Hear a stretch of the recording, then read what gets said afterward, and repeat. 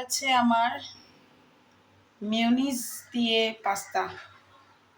দেখতে পাচ্ছি কত ইয়াম্মি দেখতে লাগছে। আর এটা মিঠি নিয়ে যাবে টিফিনে। মিঠি টিফিনের জন্য রেডি হচ্ছে এটা। আর মিঠি আজকে ভাত খেয়ে যাবে না, মিঠি খেয়ে যাবে দুধ পাউরুটি দিয়ে দিয়েছি। মিঠি এখন বসে পড়েছে খাবারের জন্য।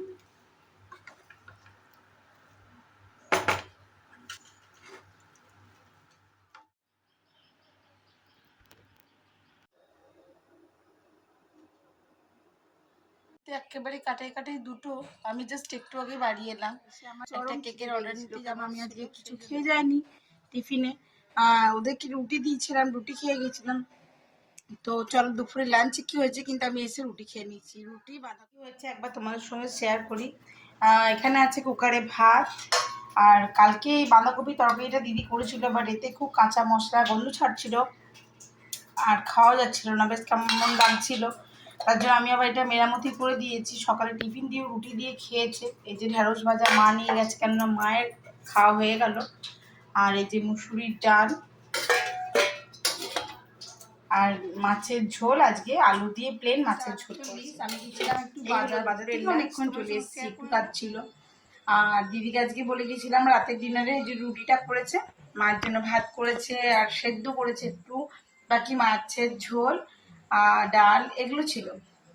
আমি ভেবেছিলাম আজ একটু মাশরুম পেলে নিয়ে আসবো, তো মাশরুম আর কোথাও পেলাম না। তো ভাবলাম তাহলে ডালটা আছে, ডালটা একটু তড়কা লাগিয়ে ফ্রাই করি আর একটু ডিম ভেজে দিই, তাতেই আমাদের ডিম মানে রুটি খাওয়া হয়ে যাবে। আর আমার তো ডাল খাওয়া চলবে না। সকালবেলায় মানে কালকে চিকেন করেছিলাম, সেই চিকেনটা ছিল, ওটা ওরা মা বেটি মানে বাপ বেটিতে খেয়ে নিয়েছে। মাছটা খাইনি, মাছের ঝোলটা রয়ে গেছিলো। তো আমি আজকে ভুলে গেছিলাম যে ভিডিওটা আমার এখনো শেষ করা হয়নি। তো আমি এখন যেটা করছি সেটা হলো এই যে দেখতে পাচ্ছ, এইদিকে দাঁড়িয়ে দেখাই। তো আমি ডালটা এখন ফ্রাই করলাম আর এখন একটু ডিমটা ভাজবো, ওদেরকে খেতে দেবো। তো ওই জন্য আমি আবার চলে এসেছি এখন ডিম ভাজতে। তো ডিমটা ভাজি। আর ডিমটা ভাজতে ভাজতে আজকের ব্লগটা আমি তোমাদের সঙ্গে এখানেই শেষ করছি। আমার ব্লগে যদি কিছু ভালো লেগে থাকে, সো প্লিজ আমাকে সাপোর্ট করো, সঙ্গে থেকো। আর আমার ব্লগগুলো তোমরা দেখতে থেকো। আর আমার চ্যানেলটাকে অবশ্যই সাবস্ক্রাইব করো, পাশে থাকা বেল আইকনটি দাবতে একেবারেই ভুলো না। তাহলে ভিডিও দেওয়া মাত্রই তোমাদের কাজ পর্যন্ত পৌঁছে যাবে। আর তোমাদের মতামত জানাবার জন্য তো এখানে আমার ডিম ভাজা হয়ে গেছে।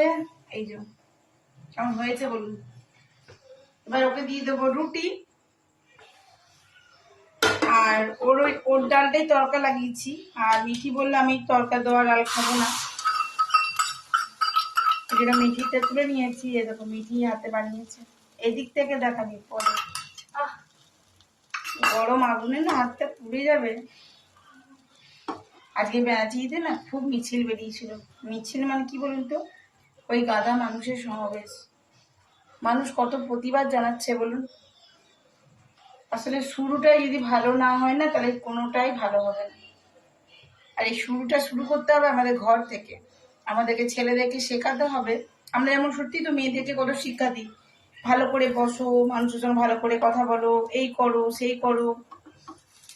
কিন্তু আমার মনে হয় না, খুব কম বাড়িতেই হয়তো সেই শিক্ষাটা দেওয়া হয় একটা ছেলেকে, যে বাড়িতে তুমি তোমার নিজের মাকে বোনকে যেভাবে রেসপেক্ট করো, রাস্তায় বেরিয়ে 5টা মেয়ে যারা হেঁটে চলে যায় তাদেরকেও সম্মান করা উচিত। তারাও কোনো বাড়ির মেয়ে, কোনো বাড়ির বোন, কোনো বাড়ির বউ। তো এই জিনিসটা যদি ছোট থেকে না শেখান না, তাহলে এই নোংরামির প্রতিবাদ কোথাও গিয়ে শেষ হবে না। শুরুটাই ঠিকঠাক করতে হবে। একটা শিশুকে একদম ছোট্টবেলা থেকে শেখাতে হবে। তো চলুন তাহলে, আমি আমার ডিমটা ভাজতে দিয়ে দিয়েছি, ওদেরকে দুজনকে দিয়ে দিয়েছি। আর মা অনেকক্ষণ খেয়ে নিচ্ছে। মা তো রুটি খায়নি, মায়ের বলছে একটু চাপা অম্বল অম্বল লাগছে আর কি, পেটটাও ঠিক নেই। তো মা খেয়েছে ভাত আর আমরা খাবো রুটি। তো আমার এই যে ডিম ভাজা হয়ে গেছে। তো চলুন আজকের মতন এটুকুই। আবার দেখা হচ্ছে আপনার সঙ্গে আবার নতুন একটা ব্লগে। ততক্ষণের জন্য বিদায়।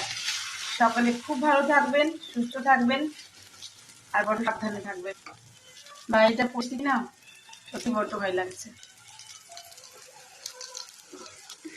আজকের মতন বিদায়।